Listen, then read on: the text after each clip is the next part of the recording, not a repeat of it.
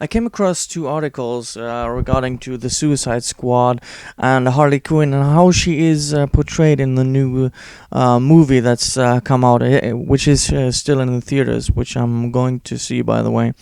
But apparently, Harley Quinn is problematic for all the right or wrong reasons, depending on how you look at it. But blaming it on misogyny, rape, abuse, whatever you really want.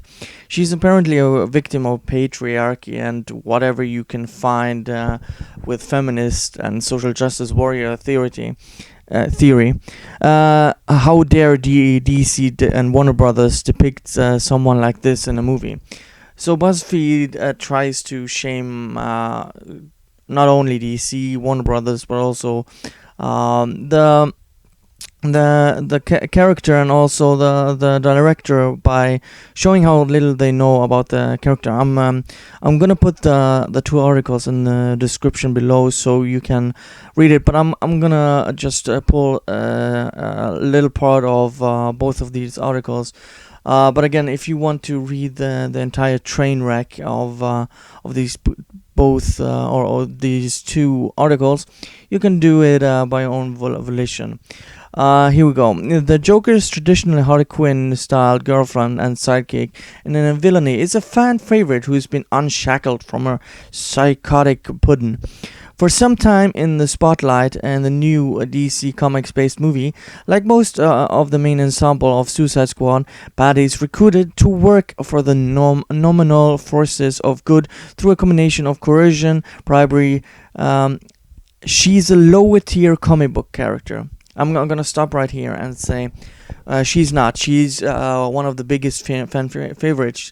She's probably on the same level as Wonder Woman regarding popularity regarding the fans, because everyone loves her ever since she was in the animated series. And this is just sheer ignorance from BuzzFeed. But let's continue with this horse crap.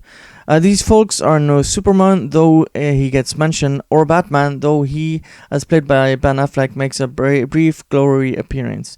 All she wants is to be a housewife in curlers. Jesus Christ. How can someone say that she wants to be a housewife? That doesn't make any sense. Looking after the kids while her green-haired hubby heads off to work. She's anarchic, but not really, and a good time, but not really. And she's fucked up, but not really. Or at least, not really in a way the movie is ready to take time to explore. Sure, Harley is a tricky character, but she's been shaped into an intensely sexualized mascot for a film that yearns for edginess but can't get over the rounded curves of its female lead. Okay, right there, you can see that the people behind this site and the person writing this article doesn't have a clue, because Harley Quinn is a screwed up character. Mentally, she wants desperately to have a normal relationship with someone who is not normal. Joker is a psychopath who made her insane. She has insane. She's conflicted character. She kills people, but also has some good parts in her. She's the best representation for people in this movie, I would claim, because people are kind of screwed up in the real world, whether it's from emotional or people they've lost or abusive relationships, and people are kind of that way. And this is what BuzzFeed doesn't get. Here we continue. I sleep where I want, when I want, with who I want. She spits at a guard early on, and declaration of agency that's contradicted by the mental and physical cages which she finds herself, licking the bars and insisting she's the one in control. Despite hers being a whole lead role devoted to highlighting the villain of a future film, Harley Quinn is meant to be Suicide Squad's dark heart. Instead, she's been made into its damaged dolly jerk-off material. Again, have you looked at the comics? The attire she's wearing in the movie is based on what she's wearing in the comics. So it again does make any sense, and we have this male fantasy with the jerk off material. Jesus Christ, BuzzFeed, you're retarded. And then we have Telegraph. I have a bigger quotes which I pull from there.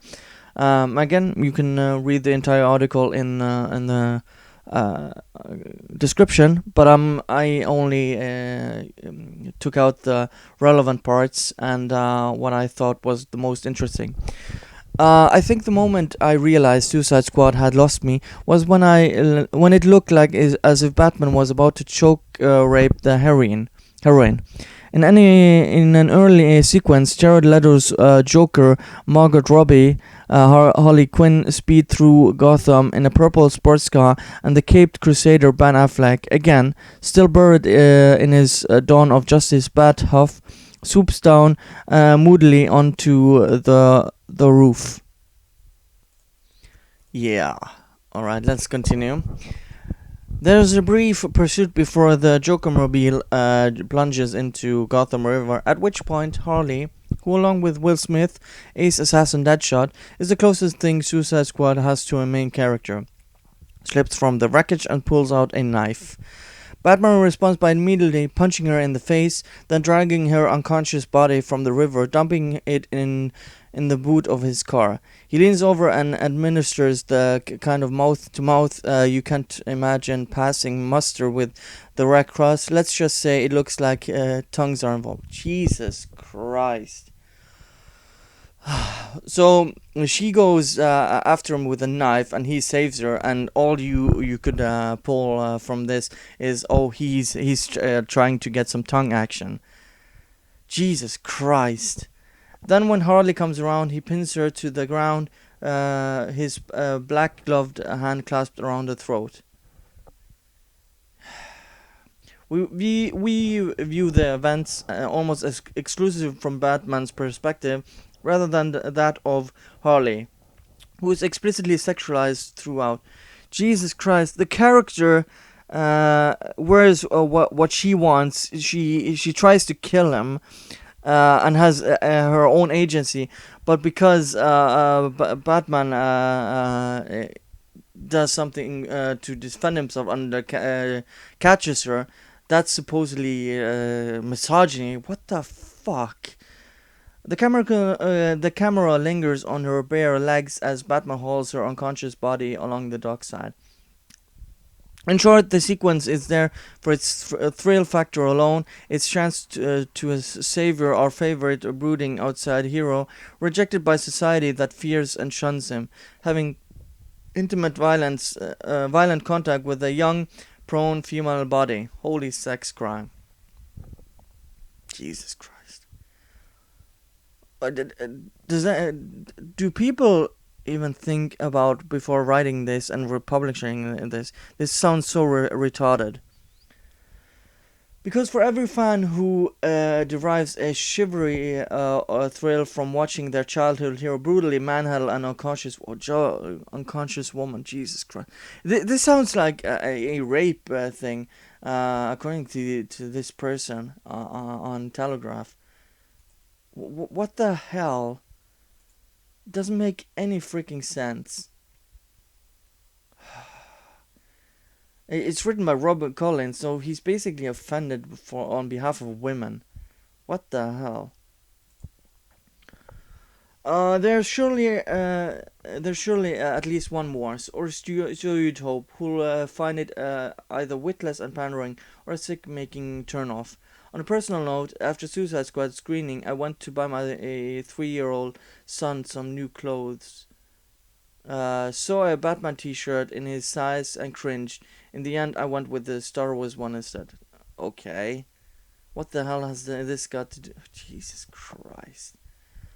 Now, I don't doubt for a moment that a faintly tragic men in their 30s and 40s who are trying to relive their own childhood through their offspring aren't exactly Warner Bros. Target market for this film. Although that said, I don't think we're an insignificant demographic. Now it's trying to project shit. But who is this stuff actually for? What does indulging this very specific sexual power fantasy say about the kind of audience the DC cinematic universe wants to hook? Or the operations view of women, both as characters and prospective customers? What incredible expansive corner are they painting themselves into? In the coming years, I suppose we'll find out. You do know there are loads of female fans that cosplay as well, Harley Quinn, right? Because these two people are so retarded. Comparing this to rape fantasy, the second guy on Telegraph basically trying to compare the what Batman is doing to rape, even though he saves her life, he stops her from killing people and killing him, and somehow it's Batman is trying to to rape her somehow. Doesn't make any freaking sense. Anyways, yeah, these people are freaking retarded and so puritanical that it's not even funny. Because their ideology blinds them from enjoying a good movie. These are fictional characters, and they're treating them like real ones. Anyways, those are my thoughts. Thank you guys for watching, and see you guys next time.